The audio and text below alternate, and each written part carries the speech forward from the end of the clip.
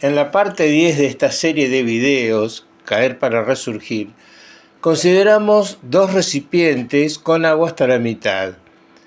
Vimos que, como resultado del trabajo realizado para extraer líquido de uno de ellos, depositándolo en el otro, se incrementa la energía potencial en uno de los recipientes y disminuye en el otro. Cuando cargamos positivamente un objeto metálico, extraemos electrones, mientras que para cargarlo negativamente tenemos que agregar electrones. En ambos casos se realiza trabajo y la energía se distribuye en el campo fuera del objeto. ¿Se puede comparar la situación que estamos estudiando con la analogía de los recipientes?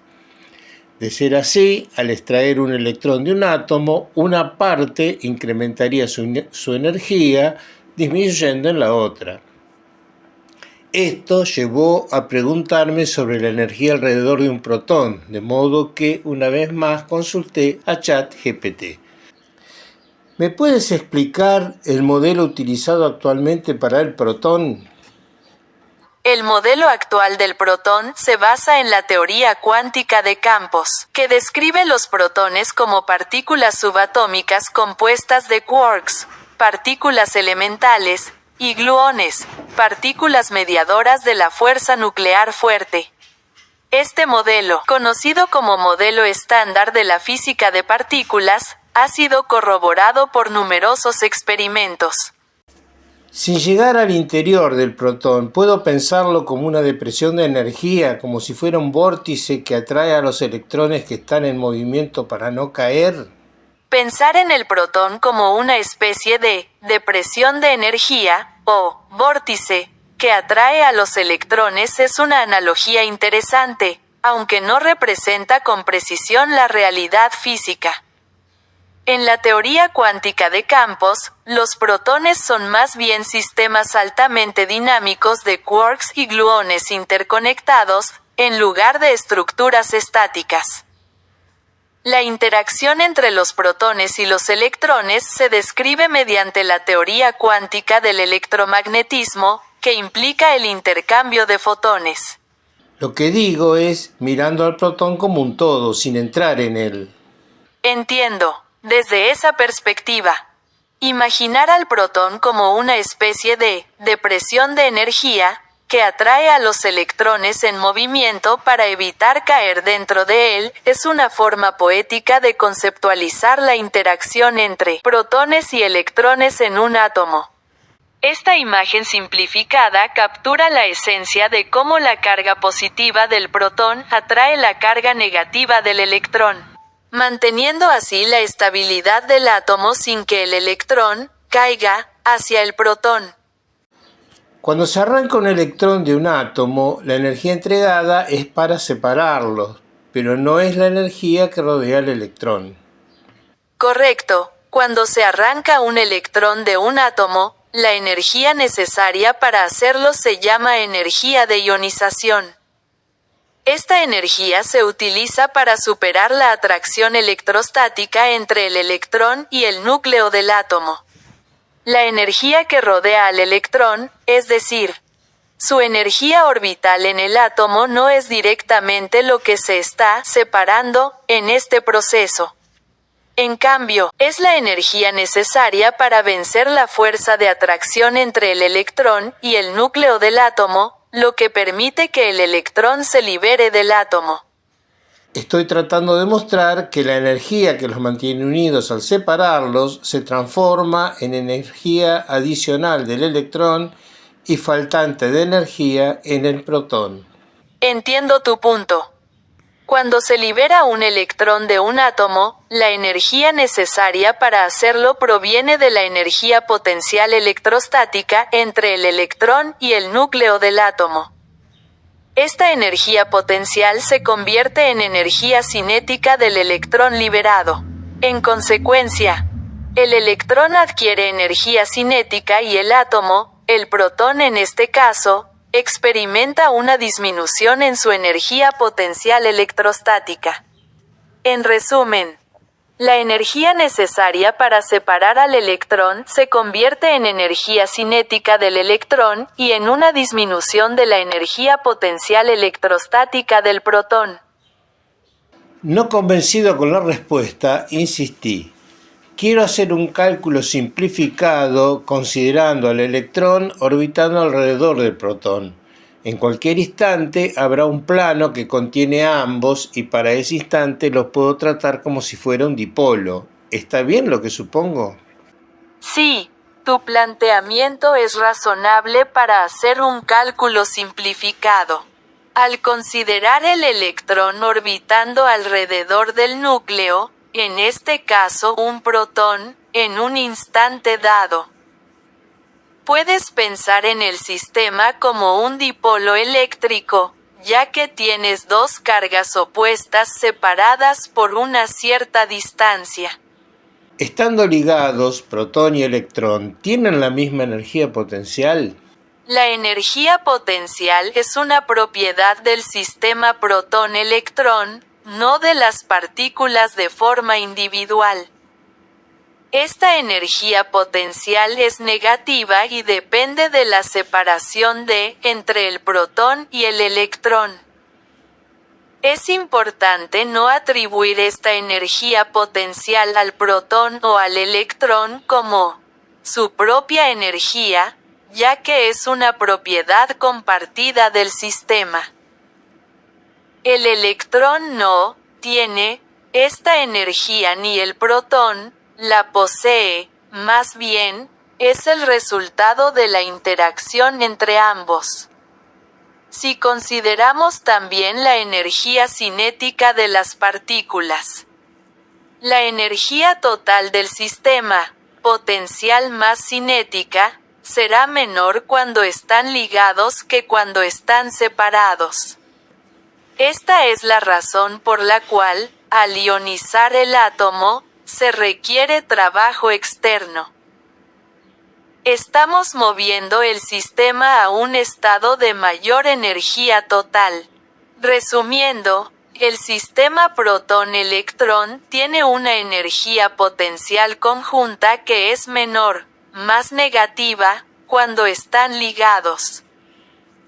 No es correcto decir que cada partícula tiene la misma energía potencial, porque la energía potencial es una propiedad del sistema, no de las partículas individualmente. ¿Por qué al ionizar disminuye la energía del protón? Muy buena pregunta. Vamos a desglosarlo con más detalle para entender por qué, al ionizar un átomo, decimos que la energía del protón disminuye. Contexto. Energía del sistema, energía de las partículas.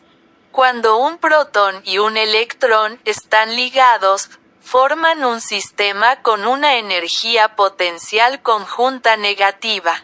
Al ionizar el átomo, se hace trabajo para separar el electrón, lo que aumenta su energía. Sin embargo, el sistema completo pierde su energía de enlace al romperse, y este cambio afecta también al protón. 1. Cambio en la energía del sistema. En el estado ligado, el sistema tiene una energía potencial total menos K por E al cuadrado dividido D, donde D es la distancia entre el protón y el electrón. Al ionizarse, la interacción se rompe, D tiende a infinito, por lo que la energía potencial conjunta se vuelve cero. Este cambio implica que el sistema en su conjunto ha perdido energía potencial negativa, lo que se refleja como una redistribución de energía entre partículas.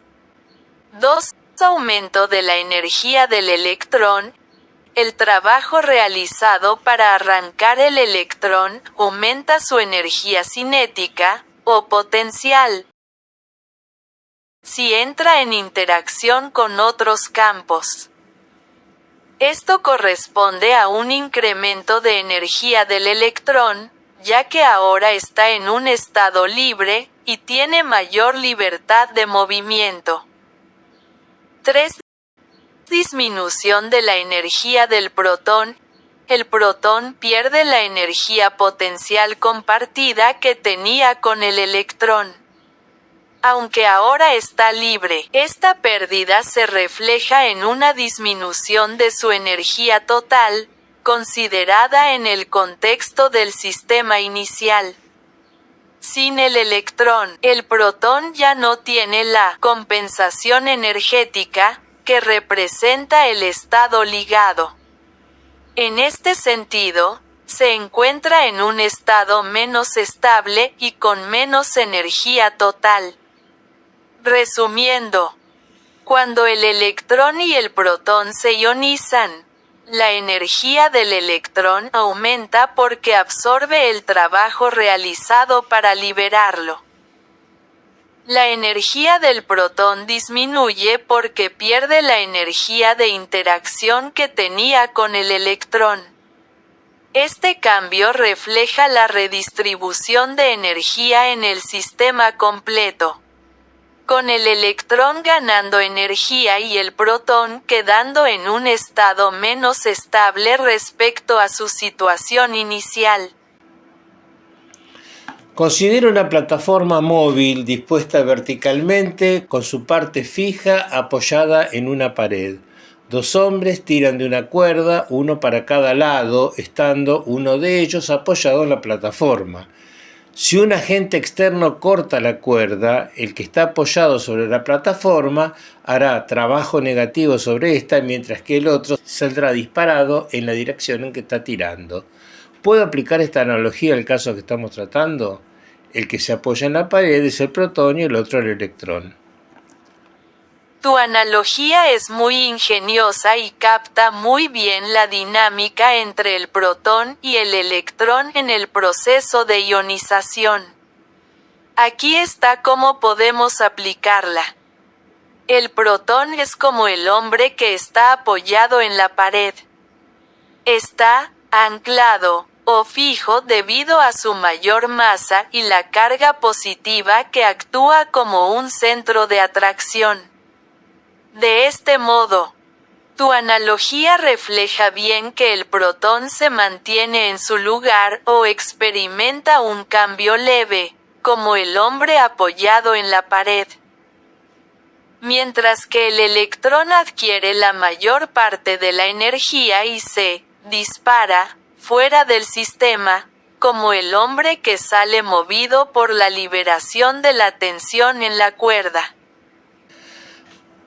Así ya no tuve duda para decir que, como en la analogía de los recipientes con agua, debido al trabajo de tracción realizado, el electrón ocupa un nivel de energía superior al correspondiente al núcleo ionizado. Cuando el electrón vuelve a ser atrapado por un núcleo positivo, devuelve la energía en exceso, emitiendo una onda electromagnética. Este será el nuevo punto de partida para buscar una explicación a cómo podría surgir el campo electrostático.